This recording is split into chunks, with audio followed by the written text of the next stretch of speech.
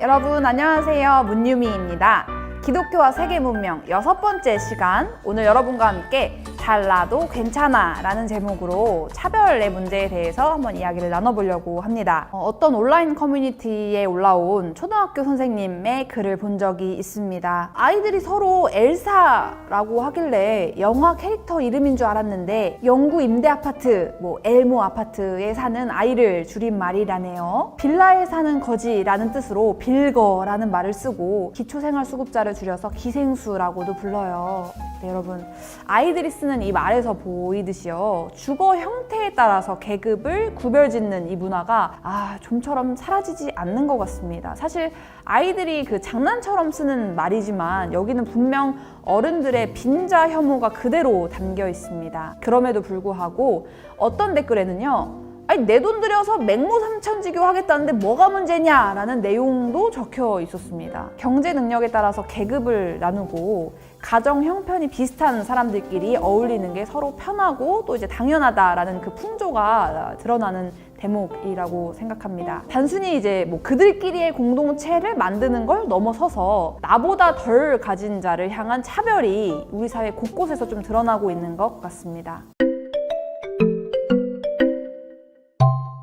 여러분, 서울 양천구 목동 파크자이 아파트 주민들이 교육청에 그 행정 소송을 냈다가 패소했다 그래요. 인근 임대 아파트 아이들이 주로 다니는 은정초등학교 배정을 거부한 건데요. 이유를 물어봤더니 학교에서 전자파가 나온다라면서 이제 안전은 사실 문제 삼았지만 실상은 경제력이 비슷한 목동 아파트 아이들이랑 같은 학교로 배정을 이제 받으려고 소송을 낸 거라는 비판을 받고 있습니다. 강동구, 영등포구 인근 그 주민들은 구청이랑 시청 앞에서 집회를 열었어요. 2030 역세권 청년임대주택 사업 부지로 선정이 됐는데 청년임대주택을 빈민아파트라고 표현하면서 반대 집회를 한 거예요. 이런 것들은 어쩌면 가난한 사람과 분리해서 살고 싶어하는 문화적 구별짓기 심리가 작동한 걸지도 모르겠습니다. 내가 사회에서 이제 그 느낀 박탈감에 대한 보상 심리 때문에 나보다 못한 사람을 차별하는 거예요. 그렇게 하면서 난 그 사람보다 우월한 사람이야 라고 스스로 위안을 삼는 거죠.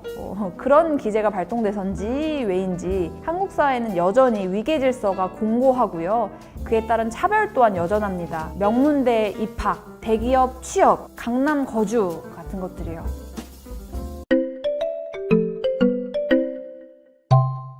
몇 년 전에 유튜브에서 인기가 되게 급상승 했었던 그 채널이 있었는데, 여러분 팀 아짐키아 아세요? 방글라데시의 영상 제작팀인데요. 얼마 정도 그 일정 비용을 이제 지불하고 어떤 문장을 영상에서 읽어달라고 요청을 하는 거예요. 그러면 영상에서 이제 선생님처럼 보이는 그 남자를 따라서 방글라데시 아이들이 그 문장을 읽는 거예요. 그 영상에 한국말 문장도 되게 많이 나오는데 특정인의 그 실명을 넣어가지고 누구누구야 생일 축하해 이런 메시지를 보내기도 하고, 욕설이 있기도 해요. 누구누구누구 이 나쁜 아이 이런 욕설이 있기도 하고요. 독도는 한국당 이런 영상도 화제가 됐습니다. 근데 제가 이게 왜 화제가 됐을까 생각을 해보면 거기 배경이 열대우처럼 보인단 말이에요. 그러니까 문명이 아닌 곳에 사는 이 방글라데시 원주민들이 막 어눌한 발음으로 누구야 생일 축하해 하면서 한국어 문장을 말하는 모습이 굉장히 이제 흥미로운 거죠, 사람들이. 근데 문제는 그거예요. 이런 모습이 구경의 대상이 된다는 거죠. 비문명 국가의 원주민들이 어눌한 발음으로 한국말을 하는 거를 구경거리 삼으면서 혹시 우리가 무의식적으로 강자의 위치에서 문화적인 우월감을 좀 우리가 느끼는 건 아닐까요? 무슨 깜둥이라든지 니그로라는 그런 그 단어를 써야만 차별이 되는 게 아니에요. 우리와 다른 사람에게 어떤 특정한 시선이나 기대감을 부여하는 것도 문제가 될 수 있을 것 같아요. 예를 들어서 이 영상을 한국 사람들이 한국어 문장을 이렇게 외치는 거는 신기한 게 아니니까 유튜브 콘텐츠가 이제 될 수가 없습니다. 근데 방글라데시 사람들이 어눌하게 한국어 문장을 외치는 건 구경거리가 되거든요. 이 차이가 바로 우리가 이 팀 아짐키아를 평등한 시선으로 보고 있지 않다는 걸 보여주는 것 같습니다. 우리가 돈을 주고 돈을 받은 그 팀은 한국어를 읽어주는 것 뿐인데 그게 무슨 차별이야? 라고 반론을 제기하실 수도 있는데, 돈을 매개로 평등하게 이어진 것처럼 보이는 이 관계가 결국은 비문명 국가의 흑인 원주민이라는 설정이 없으면 유지될 수가 없는 거죠. 팀 아짐키아의 영상을 보는 우리 시선이 결백했는지 한번 좀 다시 생각해 봐야 될 것 같습니다. 오늘은 성경에서 누구보다도 혐오주의자였던 한 사람의 인생이 갑자기 바뀌게 된 이야기를 좀 들려드리려고 합니다. 예수님을 여러분 죽음에 이르게 했던 무리들은요, 규칙을 아주 철저히 지키던 사람들이었습니다. 그런데 그 모든 사람들 중에서도 진짜 대단한 사람이 있었는데 사울이라는 사람입니다. 이 사람은 진짜 잘난 사람이었어요. 많이 배웠고 집안에서 교육도 잘 받았고 아는 게 많고 규칙도 잘 지키고 능력도 있는 정말 똑똑한 사람이었고요. 자기도 잘난 걸 알고요. 근데 이 사람은 사실 혐오주의자였습니다. 예수님을 사랑하는 사람, 예수님의 제자들을 극혐하고 증오하던 사람이었어요. 내가 이 예수쟁이를 모조리 잡아다가 감옥에 쳐넣을 거야. 이 쥐새끼 같은 자식들 어디 나한테 한번 잡혀봐. 어떻게 되는지 한번 두고 보자 하면서 사울은 이 예수쟁이들을 찾아다녔습니다. 사실 사울은 모든 사람들이 예수님에 대해서 다 잊어버리기를 바랬어요. 예수님이 죽었다가 다시 살아나셨다는 거, 예수님이 구원자라는 거 사울 절대 믿지 않았거든요. 이제 어느 날 사울이 좀 더 본격적으로 예수님의 제자들을 위협하고 감옥에 집어넣기 위해서 다마스쿠스로 가고 있을 때였습니다. 하늘에서 환한 빛이 이 사울을 둘러싸게 됩니다. 사울은 땅에 엎어졌어요. 그리고 어떤 목소리를 듣게 됩니다. 사울아, 사울아, 너는 왜 나를 괴롭히고 위협하느냐? 당신은 누구십니까? 나는 너가 괴롭히고 위협하는 예수다. 자리에서 일어난 사울은 좀 이상했어요. 앞이 보이지가 않는 거예요. 아무것도 볼 수 없는 이 사울을 사람들이 이끌고 다마스쿠스로 데리고 갔습니다. 다마스쿠스에서 아나니아라는 예수님의 제자가 사울에게 가서 손을 얹고 기도했습니다. 그러니까 사울의 눈에서 비늘 같은 게 떨어져 나가고 사울이 다시 앞을 볼 수 있게 된 거예요. 사울이 다시 눈을 뜨게 된 다음에 이제 모든 거를 보는 그 눈이 달라졌습니다. 더 이상 예수님을 믿는 사람들을 미워하고 괴롭히지 않아요. 이름까지 바꿨습니다. 사울에서 바울이 되었어요. 작고 겸손하다라는 뜻이에요. 원래 애초에 이 사울이 다마스쿠스에 왔던 이유가 예수님 믿는 사람들을 이제 죽이러 온 거였거든요. 근데 이 사울이 이제 거기 있는 사람들에게 이렇게 외치는 거예요. 예수님은 하나님의 아들이고 우리를 위해 죽으셨고 다시 살아나셨습니다. 이 말을 듣는 사람들이 다 놀랄 수밖에 없는 거예요. 이 사람 예루살렘에서 예수님 믿는 사람들 잡아갖고 감옥에 가두고 죽이는 그 사람 사울이잖아. 조심해. 이거 우리 잡아서 가두려는 수작일 수도 있어. 예수님을 믿는 이 다마스쿠스 사람들은 사실 너무 당황했어요. 그리고 무섭기도 했고요. 여러분, 원래 사울은 전형적인 혐오주의자였습니다. 자기랑 생각이 다른 사람을 아주 철저하게 배척하고 학대하고 죽이기까지 하는 사람이었고요. 그걸로 희열을 느끼고 삶의 의미를 찾는 사람이었습니다. 조금 섬뜩하죠. 그런데 이 사울이 예수님을 만난 다음에 생각이 바뀌고 이름이 바뀌고 인생이 바뀌게 됩니다. 이게 사울, 우리가 이제 사도 바울이라고 부르는데요. 이 바울 인생의 가장 큰 터닝 포인트일 거예요. 자기랑 생각과 문화가 다르다고 해서 사람을 차별하고 혐오하던 사울이 예수님을 만나고 나서 삶이 어떻게 바뀌었는지 잠깐 얘기를 좀 나눠보려고 합니다. 여러분, 기독교라는 게 사실 어떻게 시작됐냐면요. 이스라엘의 예루살렘이라는 그 작은 도시에서 한 120명 이렇게 남짓되는 유대인들의 작은 모임으로부터 이제 시작이 됐습니다. 근데 이렇게 작은 모임이 한 세기, 그러니까 한 100년이 채 지나기 전에 지중해 세계에 아주 쫙 퍼진 거예요. 엄청나게 빠른 속도로 이 기독교가 확장되고 퍼지게 됩니다. 그런데 기독교가 외국으로 확장이 되어 나가는 과정에서 한 가지 문제가 발생해요. 문화적인 문제였는데요. 뭐였냐면 기독교가 외국으로 전파되다 보니까 외국인 신자들이 이제 생겨날 거 아니에요?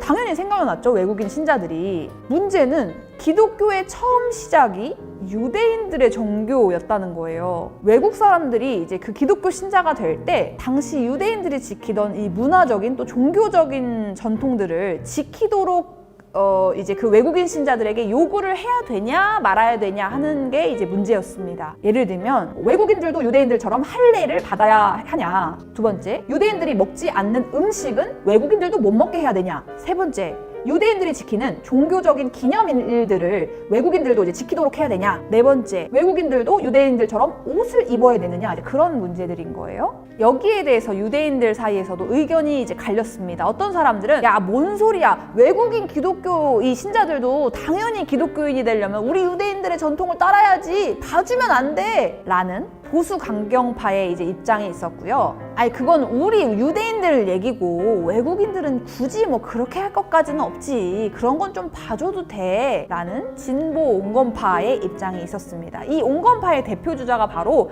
사도 바울이었습니다. 오늘 우리의 주인공, 이제 이름 바꾸기 전에 사울 말이죠. 이 사도 바울은 이 외국인들한테 기독교를 전하는 전문 선교사였어요. 1세기 그 당시에 벌써 3번이나 아시아, 유럽, 지중해 세계에서 선교 사역을 했던 사람입니다. 외국인들에게 기독교 복음을 전하는 이 사도 바울이 볼 때 외국인들이 유대인들의 전통을 지켜야만 기독교 신자가 될 수 있다라는 주장은 정말 말도 안 되는 소리인 거예요. 예를 들어서 우리나라로 치면 이런 거죠. 한국인 선교사들이 동남아시아 가서 그 선교를 한다고 했을 때 말레이시아, 뭐 인도네시아 사람들한테 막 야, 너네 가 쓰고 도포 입고 된장찌개, 김치찌개 이런 거 먹어야지 기독교 믿을 수 있어. 이러면은 세상에 누가 기독교 이제 믿겠다고 할 사람이 어디 있겠어요.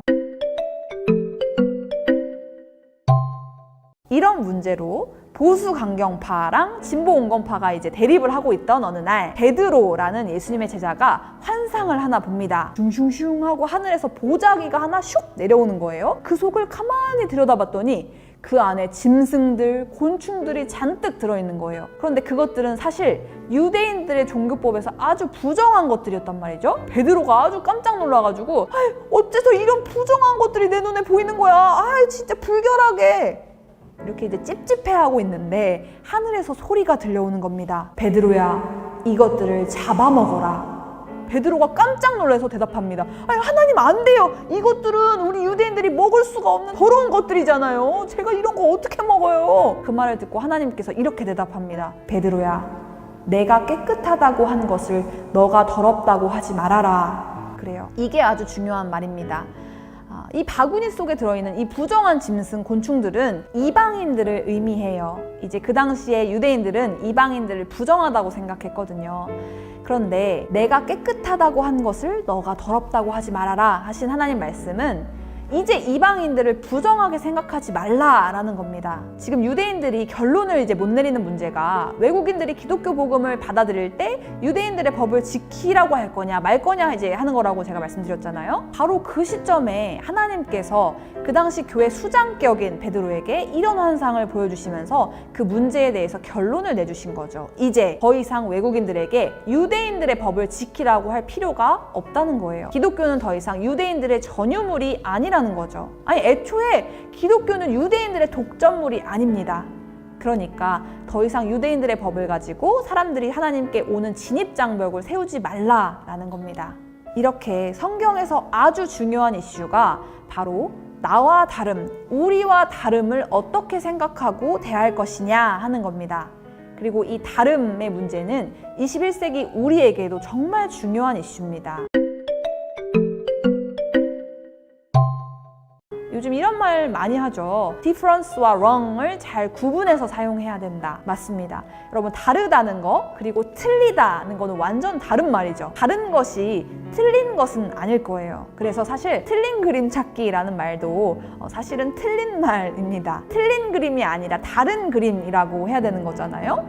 둘 중에 뭐가 틀린 거죠? 여러분, 어느 쪽이 틀린 거, 어느 쪽이 잘못된 거예요? 이건 그냥 다른 거죠. 다른 것은 다른 것일 뿐이지 틀린 것이 아닌데 여러분 혹시 나와 다른 것을 인정하고 받아들일 수 있나요? 사실 많은 사람들이 나와 다르면 이제 다르다는 이유만으로 이거 뭔가 잘못된 것 같은데? 라고 생각을 합니다. 틀렸다, 옳지 않다 라고 이제 생각을 하는 거예요. 그런데 그게 바로 옳지 않은 태도예요. 여러분, 악플 때문에 정말 많은 연예인들이 스스로 삶을 마감했다는 기사들을 많이 보게 됩니다. 악플러들은 익명성 뒤에 숨어서 한 사람을 이제 죽음으로 몰고 가는 거예요. 인신공격부터 가족과 부모님에 대한 욕설까지. 그 사람이 아무리 뭐 나쁜 짓을 했다고 해도 한 사람을 죽음에 이르게까지 할 정도로 심한 말을 퍼부어대는 게 정말 맞는 일일까요? 실명을 밝히고 당당하게 할 수 없는 말이면 안 보이는 데서도 하면 안 되는 건데 말이죠. 악플을 다는 사람들은 다름을 인정하고 받아들이는 수용성이 낮은 사람들이라는 것만은 분명할 것 같아요. 그런데 그런 편협한 마음과 태도를 우리가 버리지 않으면 그게 결국은 다른 사람이 아니라 나 자신에게 마이너스가 될 거예요. 그만큼 인생에 있어서 좋은 기회를 이제 스스로 잃어버리게 될 거예요. 최근에 어느 교회에서 그 교회당 안에 흡연실을 이제 만들고 재떨이도 비치했다라는 얘기가 있더라고요. 어떤 사람들은 그 말을 듣고 엄청 이제 화를 내더라고요. 야, 이씨, 교회 안에 어떻게 재떨이를 놔? 진짜 정신 나간 거 아니야? 세상 말세다 이거. 이럽니다. 저는 그 교회당 안에 재떨이를 이제 갖다 놓기로 한 그 교회의 결정을 제가 이제 박수치고 찬성을 하지는 않아도 이해는 되더라고요. 설마 그 교회가 흡연을 권장하는 뜻으로 여러분 여기 와서 다들 제발 담배 펴주세요 그런 의미로 그걸 들여놨겠어요? 그건 아니겠죠. 그 교회는 어떻게 하든지 간에 나와 다른 사람들을 인정하고 받아들이려고 하는 거 아닐까 하는 생각이 들었습니다. 아마 기독교인들 중에 그 어떤 사람도 담배 피면 절대 천국 못 가, 절대 구원 못 받아, 이제 그런 말 할 사람은 없을 거예요. 물론 기독교 신앙을 가진 사람들은 술, 담배를 지향하고 믿음에는 반드시 행위가 따라야 하고 또 예수님의 제자는 자기를 부인하고 자기 십자가를 지고 예수님을 따라야 돼요. 그건 분명합니다. 하지만 흡연, 비흡연이 기독교 신앙에서 또 구원에 있어서 가장 본질적인 문제인 건 아니거든요. 그런데 본질적이지 않은 문제 때문에 누군가가 난 담배 피우는데 하나님이 나 같은 사람 안 받아주시겠지? 라고 담배 때문에 그 사람을 교회에 올 수가 없게 한다면 또는 그 문제로 인해서 그 사람이 교회를 떠나게 만든다면 그건 벼룩 한 마리 잡으려다가 초가삼간 다 태운다는 식 아닐까요? 아마도 그 교회는 그렇게 돼서는 안 되겠다 해서 교회당 안에 흡연실을 만들지 않았을까 싶어요. 우리가 그런 마인드를 좀 비난할 수는 없을 것 같습니다. 같은 맥락에서 일인데요. 제가 아는 청년 한 사람이 타투를 하고 교회를 갔다가 교회 어른한테 야단을 맞고 나서는 교회에 안 가겠다고 그러더라고요. 정말 가슴 아팠습니다. 제가 알기로 타투하면 예수님 믿을 수 없다, 이제 그런 말씀은 성경에 없는 걸로 알고 있거든요. 사람이 만든 기준, 사람이 만든 규정 때문에 정말 많은 진입장벽들이 생기기도 하는데 그 과정에서 많은 사람들이 실망하고 상처를 입어요. 어느 면에서 볼 땐 참 안타까운 일인 것 같습니다. 물론 성경에서도 절대 이제 받아들일 수 없는 악한 것들이 있다고 분명히 말하고 있어요. 모든 게 다 무조건적으로 받아들여져야 하는 건 아니에요. 하지만 나와 다르다, 우리와 다르다는 이유로 누군가를 무조건 배제하고 외면만 할 게 아니라 나와 다름을 인정하고 받아들이는 자세가 좀 필요할 것 같습니다. 물론 쉽지 않은 일이지만 우리가 다름을 받아들이려는 그런 노력들을 할 때 나에게는 없지만 그에게 있는 것, 또 그에게는 없지만 나에게 있는 것들이 좀 시너지를 내서 결국 모두에게 유익이 돌아가게 되지 않을까 생각합니다. 여러분, 오늘 이야기 나눈 것처럼 기독교는 그 시작부터 이런 폭넓은 그 수용성을 가지고 세상으로 나갔던 종교예요. 성경에 기초한 그 진정한 기독교는 이런 평등의 정신을 말하고 있습니다. 근데 요즘 세태를 보면 기독교가 이런 근본 정신을 잃어버리고 오히려 더 배타적인 모습, 또 폐쇄적인 모습을 보이는 일도 많은 것 같아서 참 안타깝고 또 반성해야 될 일이라고 생각합니다. 아무튼 우리가 가능한 한 나와 다름을 인정하고 받아들이면서 또 공존하고 공생하는 세상을 만들어 갔으면 좋겠습니다. 네, 여러분 오늘 강의 여기까지 하고요. 우리는 다음 주에 또 건강한 모습으로 뵙겠습니다. 감사합니다.